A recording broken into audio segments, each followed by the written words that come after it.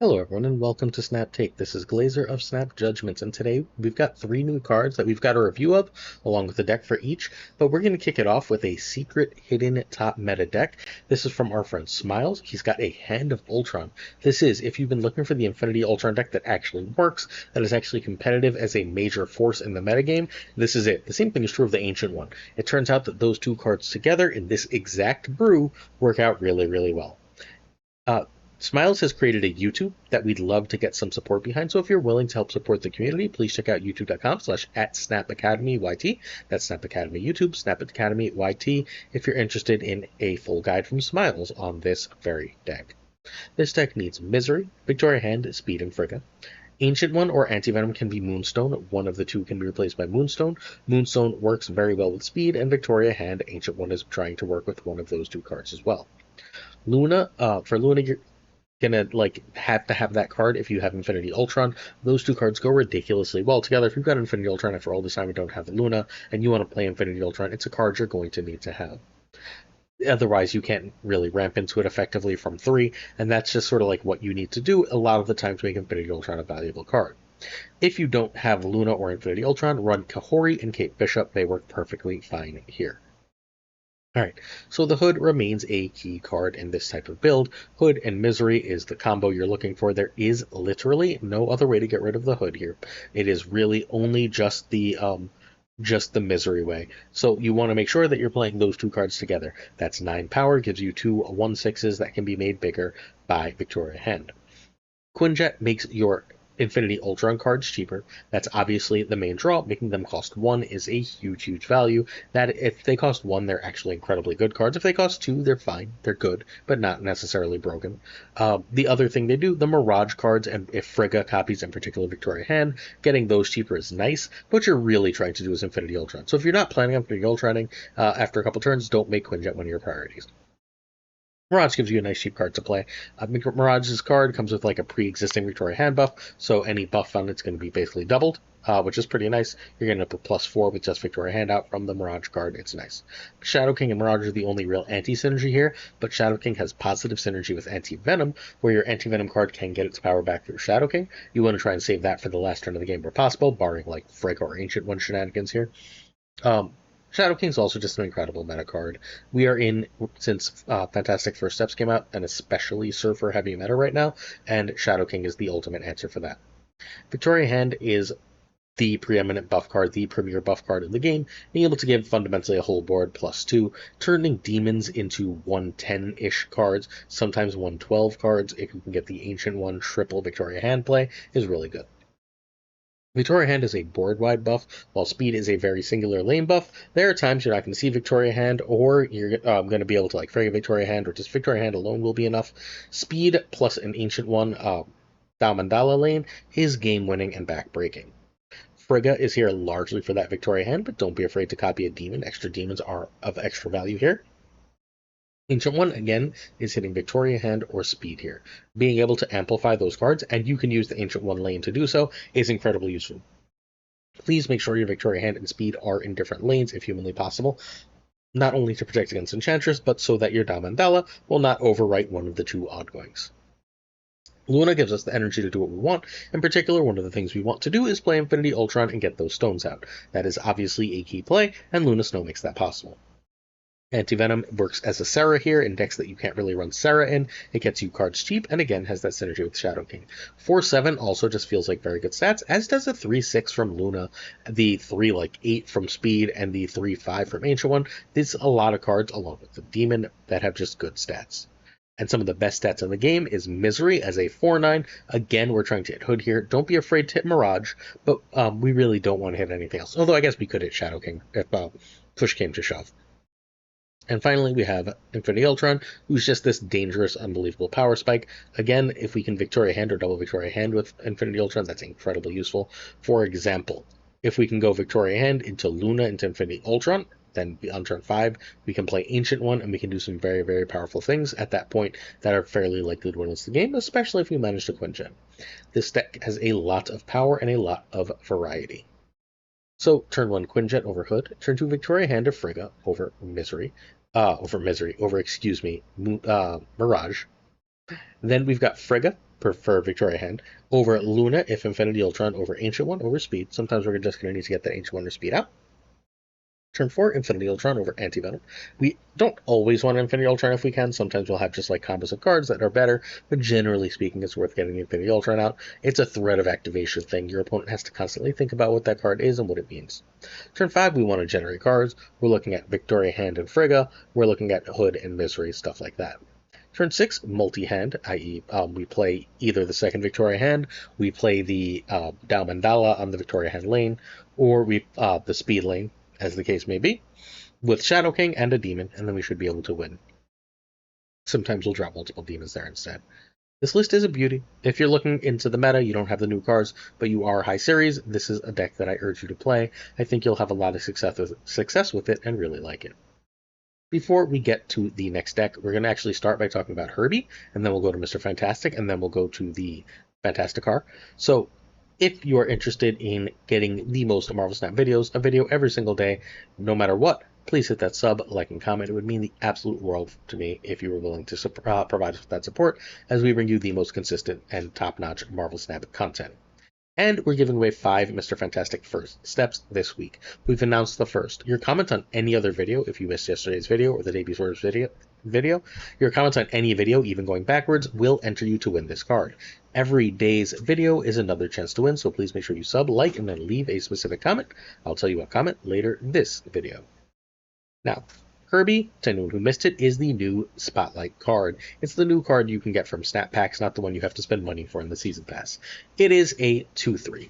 It is Series 5, 6,000 tokens. Each turn this is in place, not swaps into activate ability until one is used. So the turn you play it, it's not going to have an activate ability because you can't trigger and activate the same turn you play it. So let's say you play it on 2. Turn 3 it gets 1, turn 4 it gets 1, turn 5 it gets 1, turn 6 it gets 1. So if you play this on turn 2, you will see all 4 of those abilities. If there's a 7th turn, one of them will repeat. It could be any of them at that point. What do we get for this? First, activate, give 2 of your cards at each other location, plus 1 power. If you have 12 cards at each other location, that is a 2/7. That one has 1 new games, it seems strong. We also have activate, create a rock here, set its power to 4.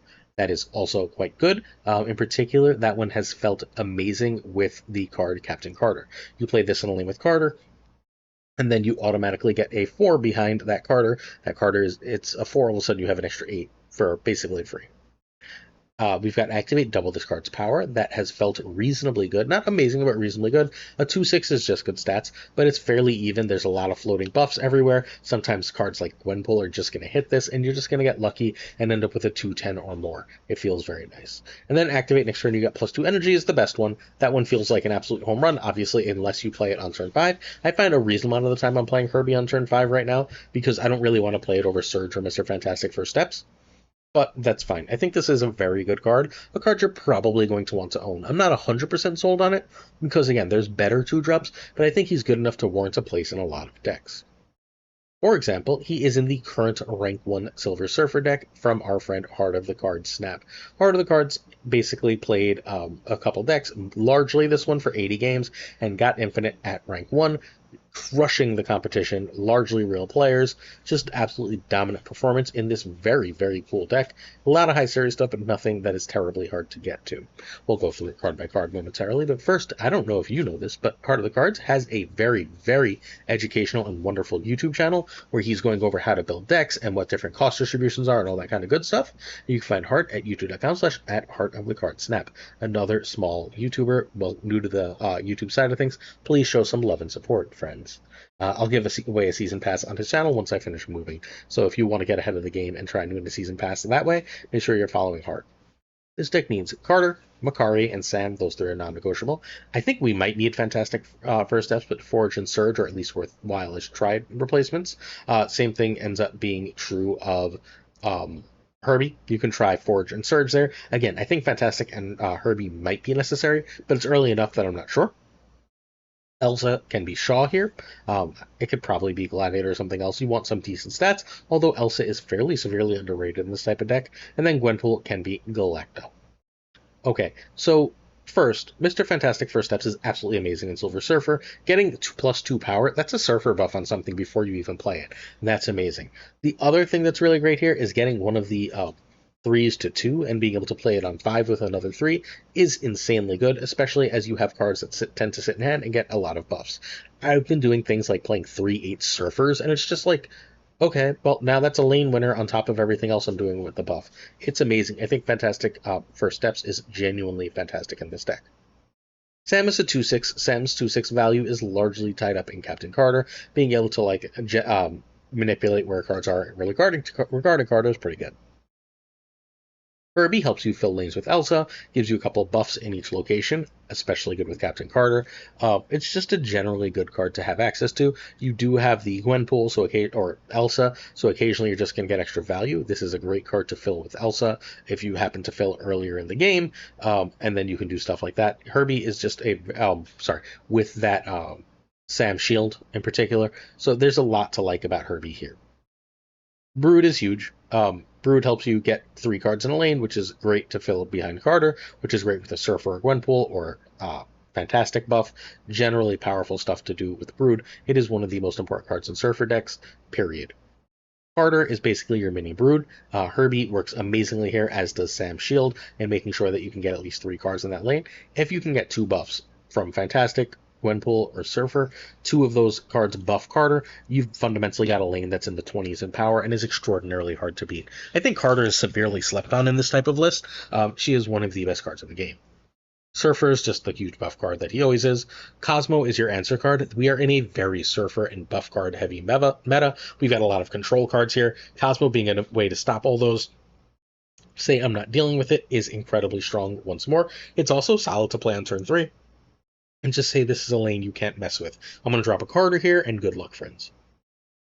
Juggernaut is your cheap lane winner. He does what he always does, right? If your opponent's not filling everything, Juggernaut says, thank you, I win. Makari is just a jump in power at the end of the game. At the end of whatever turn. It's worth knowing for Fantastic First Steps buff will hit her before she jumps, so sometimes she's just a 3/5 for no damn reason. She helps you fill lanes as well, and you could use the extra 3 because otherwise these decks tend to run a little heavy. Elsa ends up playing for about a 3/8, which seems really good in general. Again, I'm not sold. I don't want Shaw here. I keep getting Shaw to like a 10 million power card with Fantastic, but Elsa's hitting 8-10 power. Then she's probably worth it as just a general way to like get unpredictable power on the board. Also, again, a good while Shaw is a bad play on turn 3, Elsa's a great one. In this very good stuff meta, early in the season, it's always a good stuff meta. Copycat gives you a lot of optionality. Also, early on the game, Copycat tells you what your opponent's doing, so you can start to plan power. And then Gwenpool is just this absolutely huge buff. You tend to play all your early stuff early, and so you're fairly often to just get prio target after prio target with Gwenpool. She is generally, without the +3, she is strictly better than Galacta in this list. Alright, so this one has a 68% win rate in 81 games and is rank 1. Turn 1, obviously you pass, you don't run any 1-drops. Turn 2, Mr. Fantastic is the prio over Sam over Herbie. Fantastic just generates so freaking much value. Even if he just gives you +2 each turn, right? +2 on 3, 4, 5, and 6, that's +8 power. It's wild how good he is. All you need is 1 hit on Brood to feel like he's really, really singing. Over Sam, over Herbie. And then turn 3, if you got Gwenpool, you should snap it. Over Elsa or Copycat, over Cosmo. I tend to go Elsa here, but there's times when it's Copycat is the better card. Turn 4, we're going Gwenpool again, and now we're only snapping based on Gwenpool's hits if it's played later over a 3-drop. Turn 5, we're going 2, Herbie over Fantastic over Sam, plus Brood, Carter, or Juggernaut. And then turn 6, we're going to go the other of Brood, Carter, Juggernaut, and Surfer. And then we should be able to win because Surfer's back. I mean, we had a week without it being at the top of the meta, and then they released 2 Surfer cards, one season pass in the season pass, one in the spotlight. We'll talk more about Mr. Fantastic First Steps momentarily. Oh, it's momentarily now. So Mr. Fantastic First Steps feels amazing. Genuinely feels amazing. I thought I was going to be choosing hard between he and Surge. Turns out I like him better than Surge basically immediately. He's a little less consistent, but the +2 power feels really good. There's times, a lot of times, especially in Surfer type lists, where Surge is just hitting cards you're not playing till the end of the game anyway. That +1 power is nice. Where Mr. Fantastic doesn't really create that as a problem, right? I've done basically Sarah turns where he just gives negative to several 2-drops at the end of the game. He's genuinely fantastic. An absolutely wonderful card.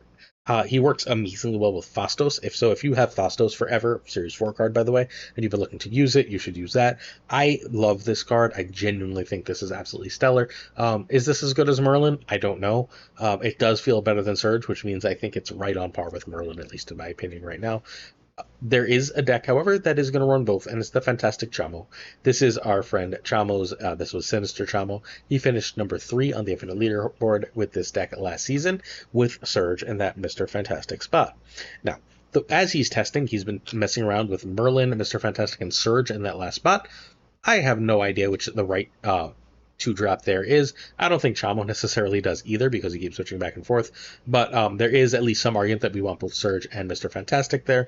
We shall see. Time will tell. Merlin's value add of Polymorph on Shang and Enchantress is really hard for me to give up.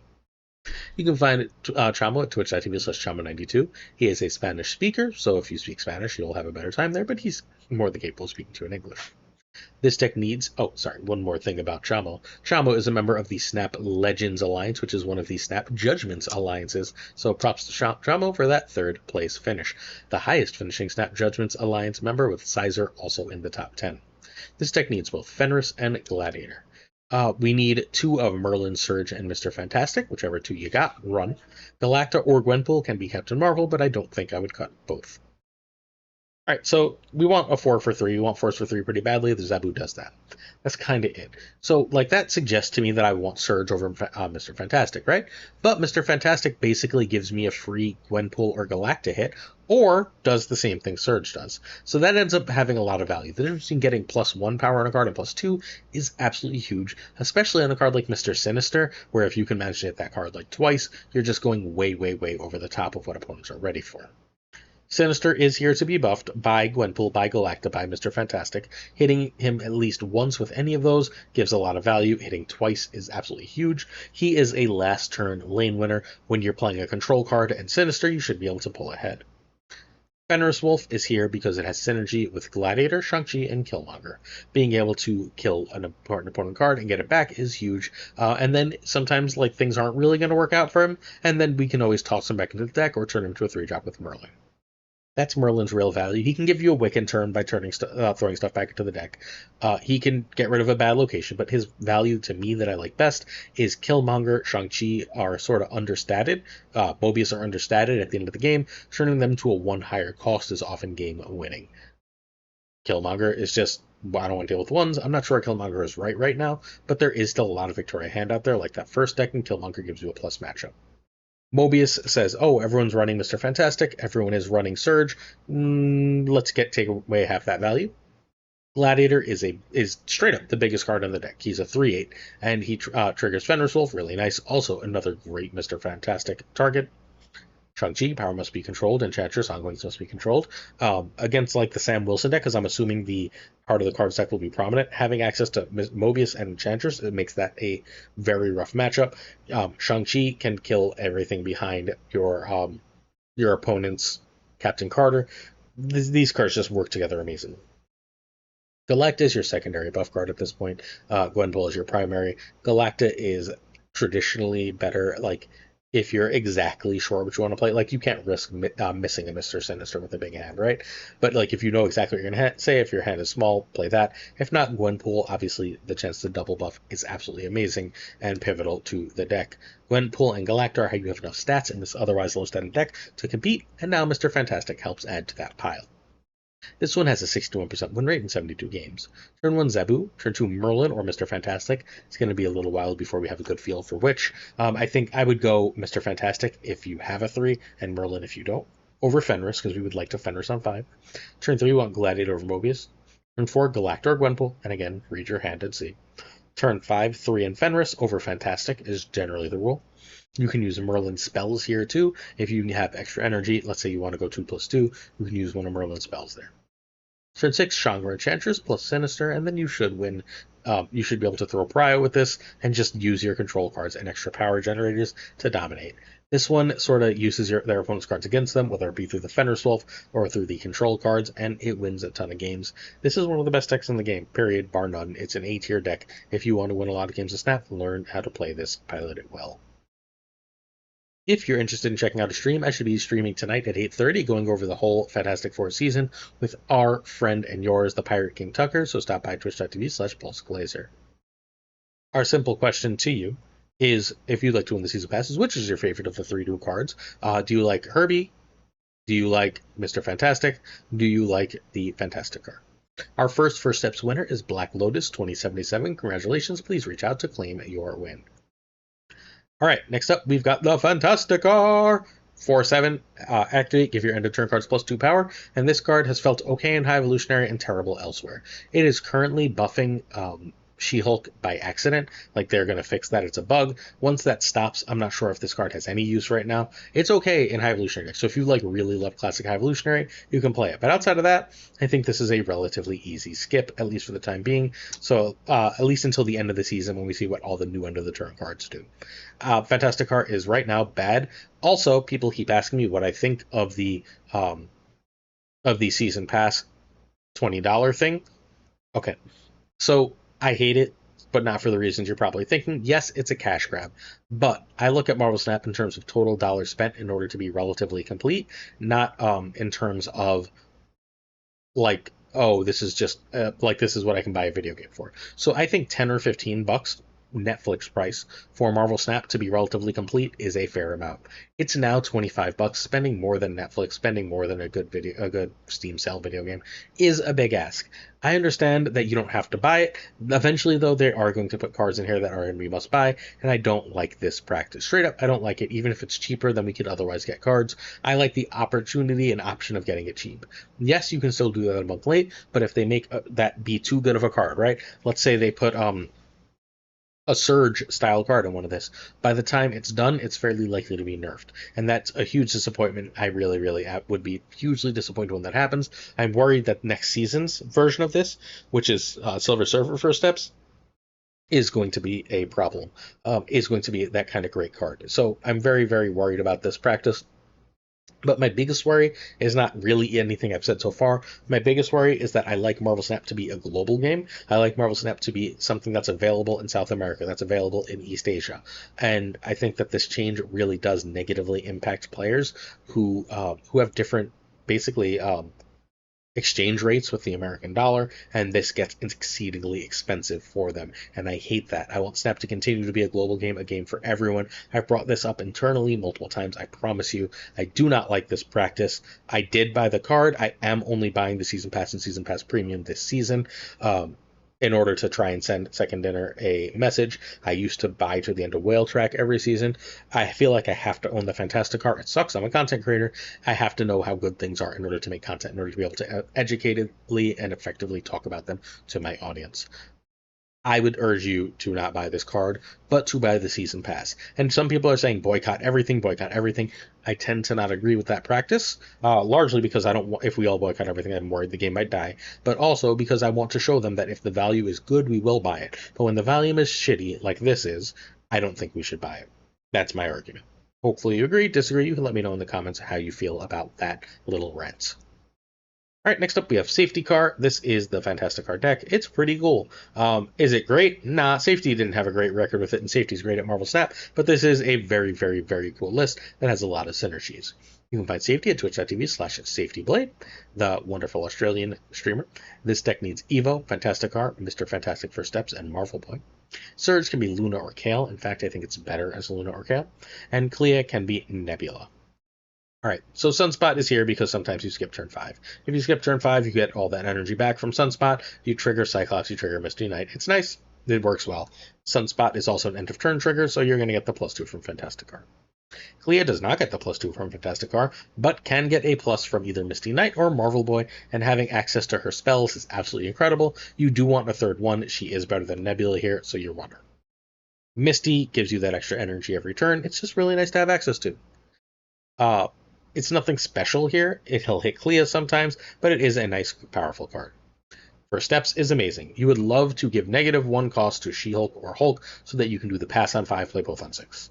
If you can do that, you're probably going to win the game. However, getting +2 power on Clea, getting +2 power on regular stuff, getting the +2 power itself from Fantasticar, getting things for less energy, being able to play ones for free, and all that kind of good stuff. Mr. Fantastic First Steps is amazing. Surge offers you much of the same things, except in a more predictable, linear manner. Again, I'm not 100% sure that shouldn't just be Luna Stone.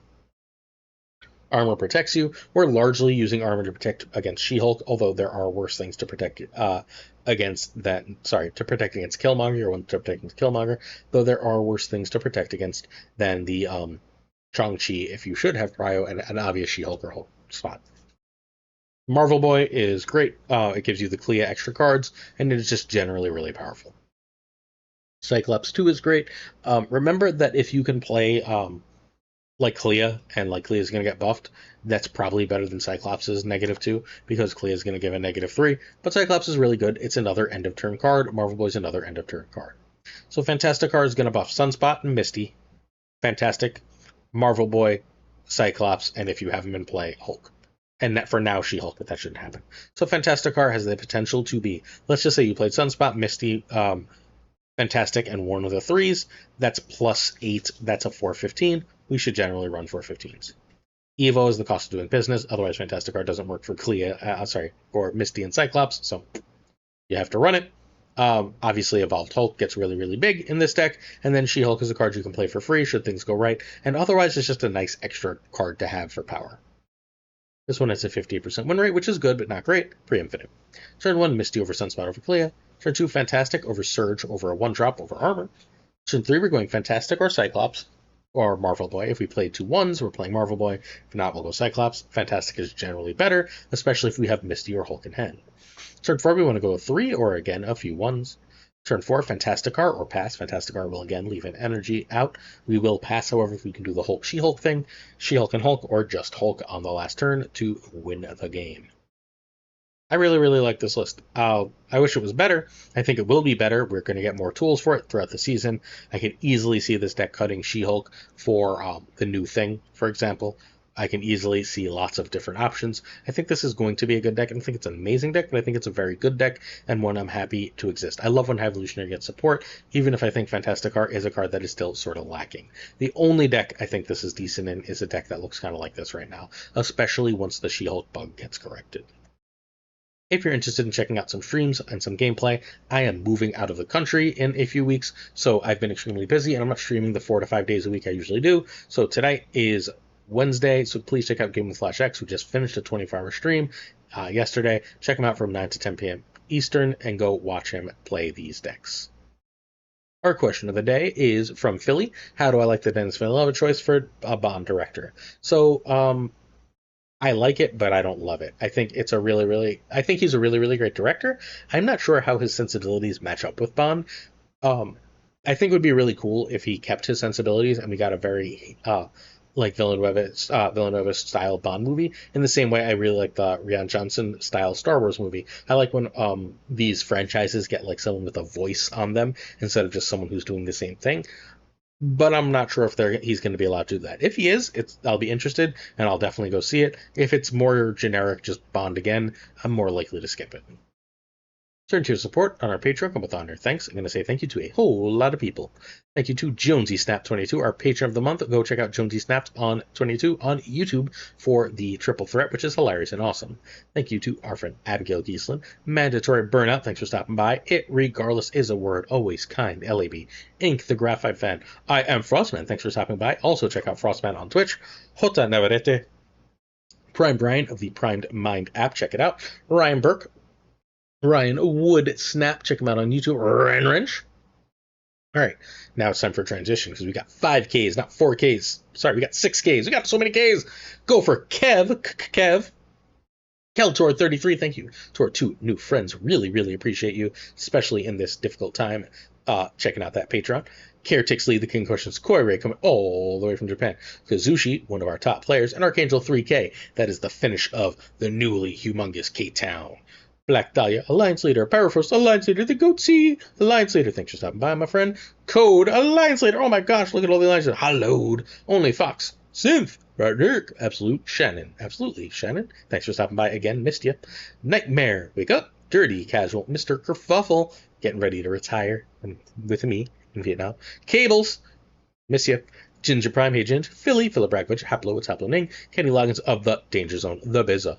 Notoriously here with LightJeebus23, Extra Fiend Skippy G, Remy Friends, Jessica Campbell, Sup Jess, Mr. Slush Death, If You Nasty, The King of Bros, Bro, 3, Zoo, Werewolf Foe, Steve O131, another one of our new friends, hey Steve O, Kiv, Sehoda, hey Kev, Clam, Girdle, Forbin was first on stream yesterday, Rob Silverman, David J. Wingfield, Steven, Brian Kaufman, Tristan Smartin, Jason B, Mr. Craig Sterry, Matt V, and Corey, real name town is stacked. Corwin, John Q, and Jim McHugh. Q-Town. If you got a Q name, you got us up. We got to fill out Q-Town. Gist out. 8th Sage. What big man. Thank you, one big man for the gifted. Milkman for reals. Cactus Jack, again, stopping by yesterday on stream. Thank you, Cactus. Reetzer. What's up, Reetzer? Yo, Marco. Ted Bro. Quid Pro Joe. Snapsters and Joe. Dick Carlo. Models Rap Supreme. Biggity Boom Bot. Bricks 2 Click. Green Goblin. Unibot V2, check him out on YouTube.